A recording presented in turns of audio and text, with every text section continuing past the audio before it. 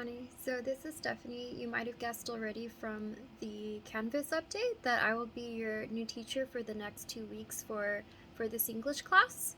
And so I just wanted to properly introduce myself on here. So yeah, my name is Stephanie. I've been an English history and psychology teacher here at Lydian for the past, I want to say 4 years now. And I graduated with a bachelor's in psychology and a minor in education at UC Santa Cruz. So that is a little bit of my academic background, a little bit more about myself. I really enjoy reading, which kind of makes sense given my background.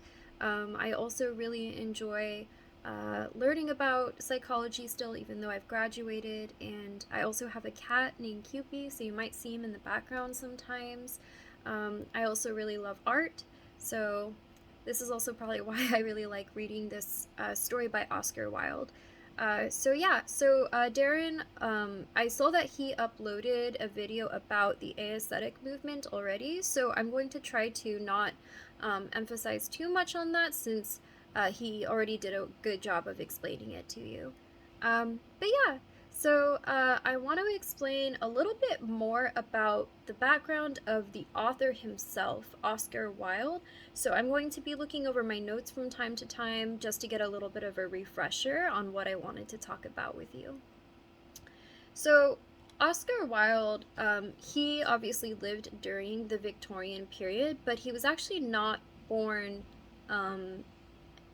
in England himself. He was actually born in Dublin, in Ireland, in 1854.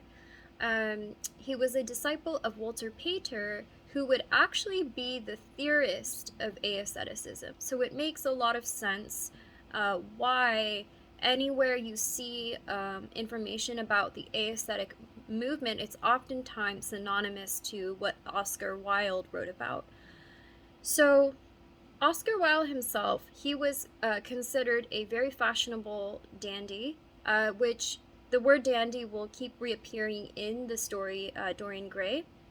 And dandy is just another term for a young man who is of technically normally middle-class background, but tries to sort of present himself as being part of the upper class in the public eye.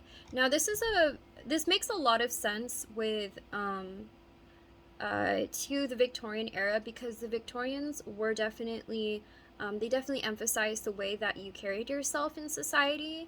In fact, in terms of social classes, if you were of a lower class, it was not considered appropriate to try to converse with the upper class unless they approached you, which would usually be for things like, if they were coming to you for some sort of service.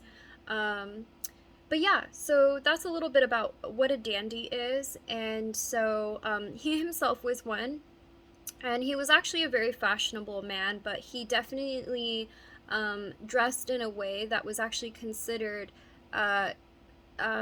not always appropriate to the Victorians. To many Victorians, they saw Oscar Wilde as being too extreme and out there in his sense of fashion.